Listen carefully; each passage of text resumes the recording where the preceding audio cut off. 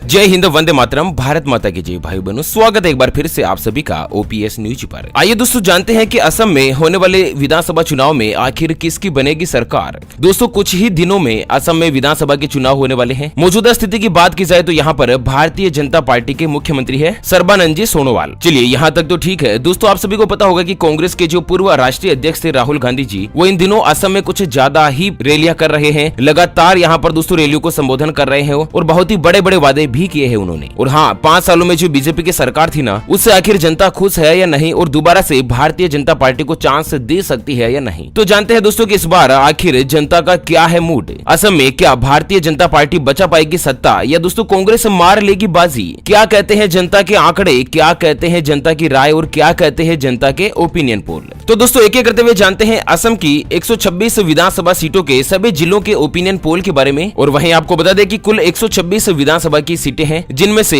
64 seat जो भी party लाएगी ना, वो दोस्तों स्पष्ट बहुमत के साथ, पूर्ण बहुमत के साथ अपनी सरकार बनाने में कामयाब होगी। तो चलिए जानते हैं दोस्तों कि इस बार जनता का क्या है मूड। 126 में से कितनी सीटें बीजेपी को मिल सकती है, कितनी सीटें कांग्रेस को मिल सकती है, और साथ ही कितनी सीटें जो है ना AIUDF पार्टी को मिल सकती है, और अन्य सीटें जो कितनी पार्टियां हासिल कर सकती है। तो चलिए यहाँ पर सबसे पहले शुरुआत कर लेते हैं दोस्तों असम के माजुली जिले के बारे में। यहाँ पर विधानसभा की एक सीट है, और दोस्तों एक ही सीट AIUDF पार्टी को मिल सकती है। चलिए उसके बाद दोस्तों अगली चर्चा करते हैं असम के मनगालदोई जिले की। यहाँ पर विधानसभा की 4 सीटें हैं, कुछ बड़ी विधानसभा है, और दोस्तों 4 में से 2 सीटें भारतीय जनता पार्टी को, जबकि एक सीट AIDUF को, जबकि एक सीट जो है ना वो दोस्तों कांग्रेस के खाते में जा सकती है। मतलब यहाँ पर 4 में से 2 सीटें बीजेपी को मिल सकती है। अच्छा, मार्गरेटा जिले की अगर बात की जाए तो दोस्तों यहाँ पर विधानसभा की केवल मात्र एक सीट है, और एक ही सीट जो है ना वो फिलहाल मार्गरेटा में बीजेपी के खाते में जा सकती है। अच्छा, मारीगोंड जिले के अंतर्गत 3 सीटें हैं विधानसभा की। यहाँ पर दोस्तों रेशियो बराबर हो सकता है। जनता की राय के मुताबिक 3 विधानसभा सीटों में से एक सीट बीजेपी को, एक सीट AIDUF पार्टी को, जबकि एक सीट जो है ना वो दोस्तों कांग्रेस के खाते में जा सकती है। चलिए इसी के साथ दोस्तों नगांव जिले के अंतर्गत नया गांव जिले में 7 सीटें हैं विधानसभा की, और 7 जिलों में से, और दोस्तों 7 सीटों में से 4 सीटें यहाँ पर भारतीय जनता पार्टी को, एक सीट AIUDF को, जबकि एक सीट कांग्रेस को, साथ ही एक सीट किसी अन्य पार्टी के खाते में भी जा सकती है। चलिए जानते हैं दोस्तों नलबाड़ी जिले की। दोस्तों सबसे पहले तो मैं आपसे रिक्वेस्ट करना चाहूंगा, अगर आप केंद्र में प्रधानमंत्री नरेंद्र मोदी जी को अगर पसंद करते हैं तो इस वीडियो को लाइक करके अपनी सहमति जरूर दर्ज करवाइएगा। अच्छा, नलबाड़ी जिले के अंतर्गत दोस्तों विधानसभा की 3 सीटें हैं, और 3 में से 2 सीटें भारतीय जनता पार्टी को, जबकि एक सीट AIUDF पार्टी को मिल सकती है। और इसी के साथ नाजिरा जिले में दोस्तों केवल मात्र एक सीट है विधानसभा की। असम में क्या जिले ज्यादा है, सीटें कुछ कम है, मतलब छोटे छोटे जिले हैं, विधानसभाएं भी छोटी छोटी है।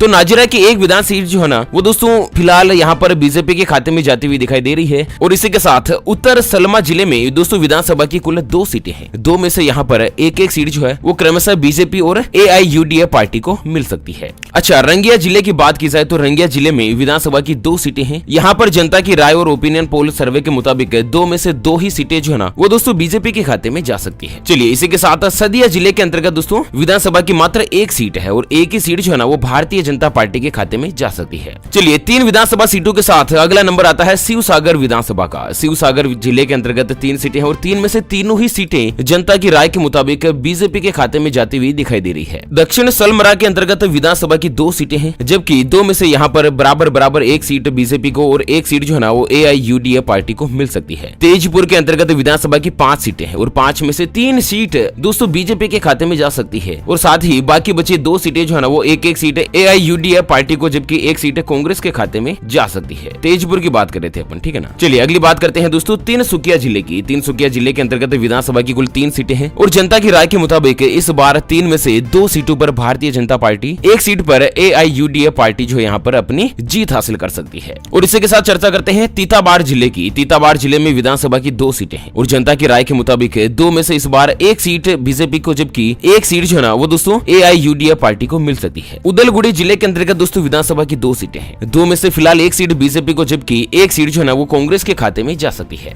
और उसी के साथ बारपेटा जिले की बात की जाए तो यहाँ पर विधानसभा की 6 सीटें हैं। 6 में से दोस्तों जनता की राय के मुताबिक 4 सीटें बीजेपी को, एक सीट AIUDF को, जबकि एक सीट कांग्रेस के खाते में जा सकती है। और उसी के साथ हमरेन जिले का बारी आती है दोस्तों। हमरेन जिले के अंतर्गत केवल मात्र एक सीट है और एक ही सीट बीजेपी के खाते में जाती हुई दिखाई दे रही है। अच्छा, होजाई जिले में दोस्तों 3 सीटें हैं विधानसभा की। 3 में से 2 सीटें भारतीय जनता पार्टी को मिलती हुई दिखाई दे रही है और साथ ही एक सीट AIUDF पार्टी को मिल सकती है। चलिए चर्चा करते हैं जोनाई जिले की। जोनाई जिले में दोस्तों केवल मात्र एक सीट है और यहाँ पर एक ही सीट AIUDF पार्टी को मिल सकती है। अच्छा, जोरहाट जिले में दोस्तों विधानसभा की 3 सीटें हैं। 3 सीटों की अगर जनता की राय और ओपिनियन पोल सर्वे की बात की जाए तो दोस्तों 2 सीटें भारतीय जनता पार्टी के खाते में जा सकती है और एक सीट कांग्रेस के खाते में भी जा सकती है। कलियाबोर के अंतर्गत भी एक सीट है और एक सीट बीजेपी के खाते में जा सकती है। कामरूप जिले के अंतर्गत दोस्तों 4 सीटें हैं, ठीक है ना। 4 में से 2 सीटों पर भारतीय जनता पार्टी, एक सीट पर AIUDF, जबकि एक सीट जो है ना वो कांग्रेस के खाते में जा सकती है। और वहीं कामरूप धातु जिले के अंतर्गत दोस्तों 4 सीटें हैं। यहाँ पर 3 सीट बीजेपी को मिलती हुई दिखाई दे रही है, जबकि एक सीट जो है ना वो दोस्तों AIUDF पार्टी को मिल सकती है। चलिए अगली चर्चा करते हैं करीमगंज की। करीमगंज में दोस्तों विधानसभा की 5 सीटें हैं, लेकिन जनता की राय के मुताबिक 5 में से इस बार 3 सीट भारतीय जनता पार्टी को, एक सीट AIUDF को, जबकि एक सीट कांग्रेस के खाते में जा सकती है। चलिए अब जान लेते हैं कोकराझार जिले की एक विधानसभा सीट है। छोटा सा जिला है और यहाँ पर जनता की राय और सर्वे ओपिनियन पोल कुछ इस तरह से निकल कर आ रहा है कि कोकराझार की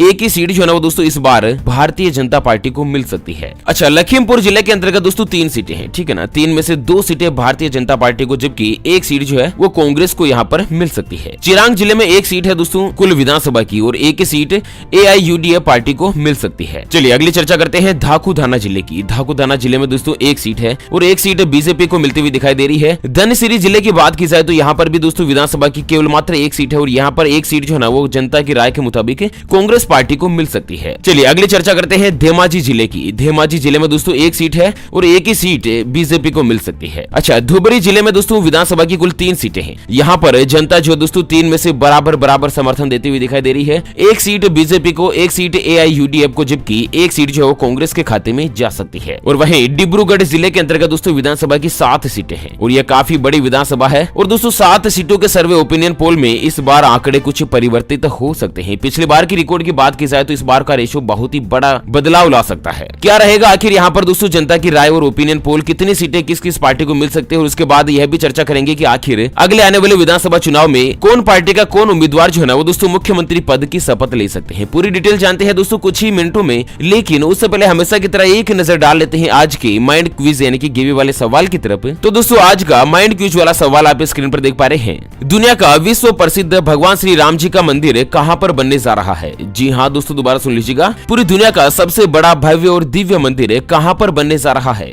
option A Ayodhya, option B Kashi. तो जल्द से जल्द लिखना है क्वेश्चंस का सही जवाब इस वीडियो को नीचे कमेंट बॉक्स में। और दोस्तों सही जवाब देने वाले किसी एक खास कमेंट्स को सिलेक्ट किया जाएगा हमारी OPS न्यूज टीम की तरफ से और उसे दिया जाएगा एक 84 दिन वाला 599 या 598 रुपए का मोबाइल रिचार्ज बिल्कुल फ्री। ध्यान रखेगा ये गिवे बिल्कुल फ्री है, कोई भी चार्जेस वगैरह हमारी न्यूज टीम के द्वारा नहीं लिया जाएगा। और हाँ, विजेता की घोषणा हमारे अगले वीडियोस में की जाएगी। ऐसे में चैनल को सब्सक्राइब नहीं किया है तो जल्द से जल्द कर लीजिएगा। तो दोस्तों डिब्रूगढ़ जिले के अंतर्गत विधानसभा की कुल 7 सीटें हैं और जनता की राय के मुताबिक इस बार 7 में से 5 सीटें बीजेपी को मिल सकती है। एक सीट पर AIUDF, जबकि दोस्तों एक सीट कांग्रेस के खाते में जा सकती है। अच्छा, दीमा हासाऊ जिले की बात की जाए तो यहाँ पर विधानसभा की एक सीट है और एक ही सीट बीजेपी के खाते में जा सकती है। चलिए अगली चर्चा करते हैं दीफू जिले की। दीफू जिले में विधानसभा की 2 सीटें हैं और दोस्तों जनता की राय के मुताबिक 2 में से एक सीट बीजेपी को, जबकि एक सीट कांग्रेस को मिल सकती है। अगली चर्चा करते हैं गोलपाड़ा जिले की। गोलपाड़ा जिले में दोस्तों विधानसभा की 4 सीटें हैं और जनता की राय के मुताबिक इस बार 4 में से 2 सीटें बीजेपी को, जबकि 2 सीटें AIUDF पार्टी को मिल सकती है। गोहपुर जिले के अंतर्गत दोस्तों विधानसभा की 1 सीट है और एक में से एक ही सीट AIUDF पार्टी को मिल सकती है। चलिए गोलाघाट जिले में दोस्तों विधानसभा की 2 सीटें हैं और जनता की राय के मुताबिक इस बार 2 में से एक सीट बीजेपी को और एक सीट AIUDF पार्टी को मिल सकती है। गोसाईगांव जिले के अंतर्गत दोस्तों 2 सीटें हैं और 2 में से एक सीट बीजेपी को, जबकि एक सीट कांग्रेस के खाते में जा सकती है। हेलाकांडी जिले के अंतर्गत दोस्तों 3 सीटें हैं। यहाँ पर तीनों सीटें में तीनों पार्टियां बराबर जीत की बाजी मार सकती है, यानी कि एक एक सीट पर बीजेपी AIUDF और कांग्रेस जो है वो अपने पैर जमा सकती है। चलिए, बालीजान जिले में दोस्तों विधानसभा की 2 सीटें हैं और बालीजान की 2 ही सीटें फिलहाल दोस्तों भारतीय जनता पार्टी के खाते में जाती हुई दिखाई दे रही है। बक्सर जिले के अंतर्गत दोस्तों 3 सीटें हैं और 3 में से यहाँ पर बीजेपी कुछ ज्यादा बाजी मार सकती है। 2 सीटों पर भारतीय जनता पार्टी जबकि 1 सीट कांग्रेस के खाते में जाती हुई दिखाई दे रही है। बिजनी जिले में विधानसभा की 1 सीट है और 1 में से 1 ही सीट फिलहाल बीजेपी के खाते में जा सकती है। बिलासीपुरा के अंतर्गत दोस्तों विधानसभा की 2 सीटें और जनता की राय के मुताबिक 2 में से 1 सीट बीजेपी को जबकि 1 सीट AIUDF पार्टी को मिल सकती है। और वहीं बिस्वनाथ चौरीली जिले की बात की जाए तो बिस्वनाथ चौरीली जिले में विधानसभा की 2 सीटें हैं और जनता की राय के मुताबिक 2 में से 2 ही सीटें इस बार बीजेपी को मिल सकती है। बोकाजन जिले के अंतर्गत दोस्तों 1 सीट है कुल और 1 ही विधानसभा की सीट AIUDF पार्टी के खाते में जा सकती है। चलिए, बोकाघाट जिले के अंतर्गत दोस्तों 1 सीट है और यह भी 1 सीट बीजेपी को मिल सकती है। बोगई गांव में भी 1 सीट है और दोस्तों यहाँ पर 1 सीट कांग्रेस के खाते में जा सकती है। कछार जिले में दोस्तों विधानसभा की 7 सीटें हैं। 7 में से इस बार 4 सीटें बीजेपी को, 2 सीटें AIUDF को जबकि 1 सीट कांग्रेस के खाते में जा सकती है। और अंत में चर्चा करते हैं चारोदेव यानी कि सोनाली जिले के बारे में। सोनाली में दोस्तों विधानसभा की 2 सीटें हैं और 2 में से 1 सीट बीजेपी को जबकि 1 सीट AIUDF पार्टी को मिल सकती है। तो दोस्तों, इस वीडियो में अपन ने जाना आखिर असम की 126 विधानसभा की सीटों के ओपिनियन पोल के बारे में कि 126 में से किस किस पार्टी को कितनी कितनी सीटें मिल सकती है। वैसे जनता की राय दोस्तों इस बार भी बीजेपी को ही अपना समर्थन देती हुई दिखाई दे रही है। दोस्तों, एक चीज तो मैं आपको बता दूं कि कांग्रेस की सरकार बनना तो लगभग मुश्किल है, या तो AIUDF पार्टी की या फिर बीजेपी की सरकार बन सकती है। जनता की ज्यादा प्रायोरिटी जो है ना वो बीजेपी को ही बैठ रही है। लगभग 43% NDA पार्टी को और UPA को 35% है। UDF को दोस्तों यहाँ पर 8% वोटिंग मिलती हुई दिखाई दे रही है। अब देखना यह है कि आखिर जनता जो है ना वो नए मुख्यमंत्री पद के रूप में किसका चुनाव करती है। वैसे इसके बारे में आपकी क्या राय है? आपके मुताबिक दोस्तों कौन होना चाहिए अगला मुख्यमंत्री असम का? दोस्तों, आप अपनी राय और विचार में वीडियो को नीचे कमेंट बॉक्स में जरूर बताएगा। तो फिलहाल दोस्तों वीडियो को यहीं पर देते हैं विराम। बहुत जल्द दोबारा से होंगे हाजिर एक और नई और ताजा तरीन ब्रेकिंग न्यूज हेडलाइंस के साथ। तब तक के लिए जय हिंद, जय भारत, वंदे मातरम।